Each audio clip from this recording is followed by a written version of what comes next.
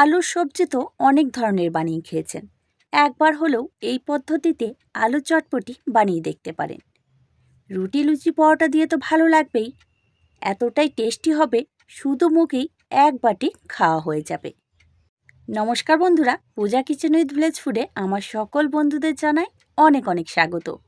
এই আলু চটপটিটা তৈরি করার জন্য দেখুন এখানে 4টে মতো মিডিয়াম সাইজের আলু নিয়েছি। এই আলুগুলো কিন্তু সেদ্ধ করিনি, তার জন্য এই আলুগুলোর থেকে খোসাটাকে ছাড়িয়ে নেব।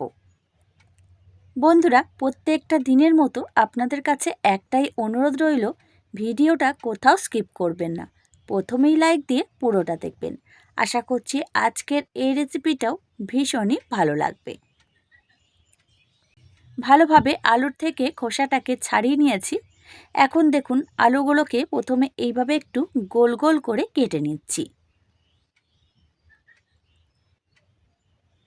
এরপর আলুগুলোকে আপনারা যেভাবে খুশি সাইজ করে কেটে নিতে পারেন। আমি এইভাবে 2 ভাগ করে কেটে নিচ্ছি, আবার চাইলে একটু ছোট করেও কেটে নিতে পারেন। বাকি আলুগুলোকেও এই একইভাবে কেটে নিচ্ছি। সমস্ত আলুগুলোকে দেখুন একটু ছোট ছোট করে এইভাবে কেটে নিয়েছি। খুব বেশি পাতলা করিনি, একটু মিডিয়াম পুরুত্বের করে কেটে নিয়েছি। এবার এই আলুগুলোকে খুব ভালো মতো ধুয়ে নিতে হবে। তার জন্য দেখুন একটা পাত্রের মধ্যে কিছুটা জল নিয়েছি। এবার এর মধ্যে কেটে রাখা আলুগুলোকে নিয়ে নেব। 2 থেকে 3 বার মতো জল পাল্টে আলুগুলোকে একটু ধুয়ে নেব। অবশ্যই একটু আলুগুলোকে 2 থেকে 3 বার মতো জল পাল্টে ধুয়ে নেওয়ার চেষ্টা করবেন। এতে করে আলুগুলো কিন্তু আর লাল হয়ে যাবে না। ভালোভাবে আলুগুলোকে ধুয়ে নিয়ে পরিষ্কার জলের মধ্যে রেখে দিয়েছিলাম।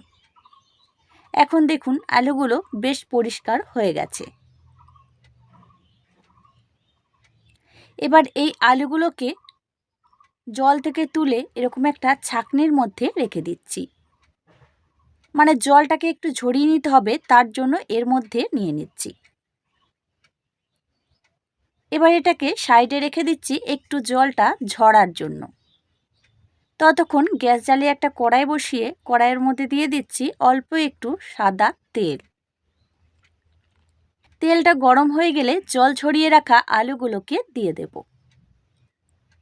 এখন কিন্তু লবণ হলুদ কিছুই দেওয়ার প্রয়োজন নেই। এই আলুগুলোকে মিনিট খানেক একটু ভেজে নিতে হবে।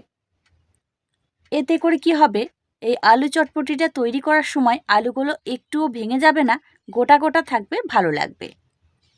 দেখুন আলুগুলোকে বেশ একটু হালকা লালচে কালার করে ভেজে নিয়েছি, তবে কিন্তু গ্যাসের ফ্লেমটা মিডিয়াম টু হাইয়ে রেখে। এবার এই আলুগুলোকে প্লেটের মধ্যে তুলে নেব। এর থেকে বেশি কিন্তু ভাজার প্রয়োজন নেই। সমস্ত আলুটাকে তুলে নিয়েছি, এখন এটাকে সাইডে রেখে দিচ্ছি।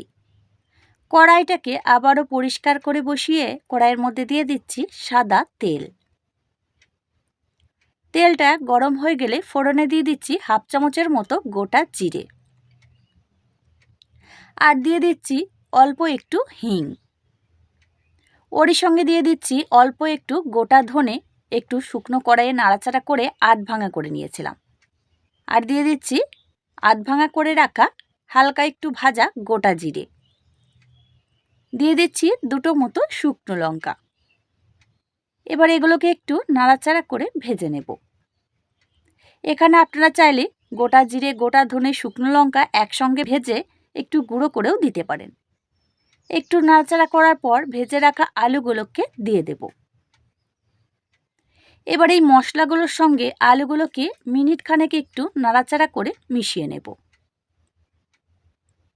খুব টেস্টি, একদম সহজ একটা রেসিপি বন্ধুরা, এইভাবে আপনারা একবার বানিয়ে দেখবেন, একদম স্বাদ মুখে লেগে থাকবে। মিনিট খানেক নাড়াচাড়া করার পর দিয়ে দিচ্ছি অল্প একটু কারি পাতা আর স্বাদ মতো লবণ। এবার লবণটাকে দেওয়ার পরে আবারও একটু নাড়াচাড়া করে নেব। এটা জল ছাড়া তৈরি করব, তার জন্য অল্প আঁচে ঢাকা দিয়ে হতে দিচ্ছি মোটামুটি 3-4 মিনিটের জন্য। 3 মিনিট পর ঢাকাটাকে খুলে দেব। এখন কিন্তু এই আলুগুলো খুব ভালো মতো ভাজা হয়ে গেছে, মানে সেদ্ধ হয়ে গেছে। আর দেখুন খুব সুন্দর কিন্তু আলুর গায়ে হালকা লালচে কালার চলে এসেছে। এই দেখুন আলু কিন্তু একদমই নরম হয়ে গেছে। কোনো রকম জলের প্রয়োজন পড়বে না যদি অল্প আঁচে ঢাকা দিয়ে রান্নাটা করে নিতে পারেন। এবার দিয়ে দিচ্ছি 3 থেকে 4টে মতো চিড়ে রাখা কাঁচা লঙ্কা আর অল্প একটু কাশ্মীরি লঙ্কার গুঁড়ো। দিয়ে দেব অল্প একটু জিরের গুঁড়ো আর দিয়ে দিচ্ছি অল্প একটু ম্যাগি মশলা। এটা দিলে খুবই চটপটা লাগবে খেতে, তবে আপনারা চাইলে একটু চাট মশলাও দিয়ে দিতে পারেন। দিয়ে দিচ্ছি অল্প একটু পাতিলেবুর রস। এর পরিবর্তে একটু আমচুর পাউডারও দেওয়া যেতে পারে। এবার এই মশলাগুলোকে দেওয়ার পর আবারও একটু নাড়াচাড়া করে আলুর সঙ্গে মিশিয়ে নেব। এখানে কোনো রকম হলুদ গুঁড়ো ব্যবহার করার প্রয়োজন নেই, আমি শুধু অল্প একটু কালারের জন্য কাশ্মীরি লঙ্কার গুঁড়োটা দিয়ে দিয়েছি।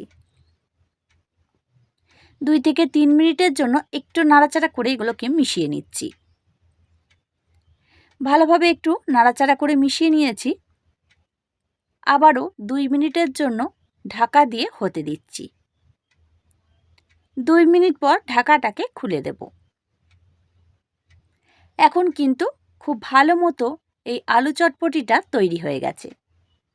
মশলার সঙ্গে ভালোভাবে মিশে গেছে আর দেখুন আলুগুলো কিন্তু একটু ভেঙে যায়নি।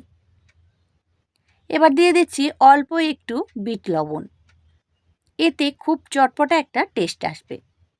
আর সামান্য একটু চিনি, স্বাদের ব্যালেন্সের জন্য 1 চিমটে মতো চিনি অবশ্যই দিয়ে দেবেন। এবারে চিনি আর লবণটাকে মিশে যাওয়া পর্যন্ত কয়েক সেকেন্ডের জন্য একটু নাড়াচাড়া করে মিশিয়ে নিচ্ছি। খুব ভালো মতো একটু নাড়াচাড়া করে মিশিয়ে নিয়েছি। এখন এটা তৈরি হয়ে গেছে। চলুন এটাকে এবার পরিবেশন করি। একঘেয়েমি আলুর তরকারি, আলু ভাজা না বানিয়ে এইভাবে একবার ঘরের থাকা কয়েকটা উপকরণ দিয়ে আলু চটপটি বানিয়ে দেখতে পারেন। রুটি পরোটার সাথে তো ভালো লাগবেই, শুধু মুখেই এক বাটি খাওয়া হয়ে যাবে। ভীষণই টেস্টি হয় বন্ধুরা, অল্প সময়ে তৈরি হয়ে গেল স্বাদ মুখে লেগে থাকার মতো। তাহলে বন্ধুরা আজকে আমার এই আলু চটপটি আপনাদের কাছে যদি একটু ভালো লেগে থাকে, লাইক, শেয়ার, সাবস্ক্রাইব করে নেওয়ার অনুরোধ রইল। নিত্য নতুন ভিডিও পাওয়ার জন্য পাশে থাকা বেল আইকনটিকেও প্রেস করে দেবেন। তাহলে আজকের মতো এই পর্যন্তই। আবারও ফিরে আসছি অন্য কোনো দিন অন্য একটা রেসিপি নিয়ে। ততক্ষণ আপনারা ভালো থাকবেন, সুস্থ থাকবেন। ধন্যবাদ।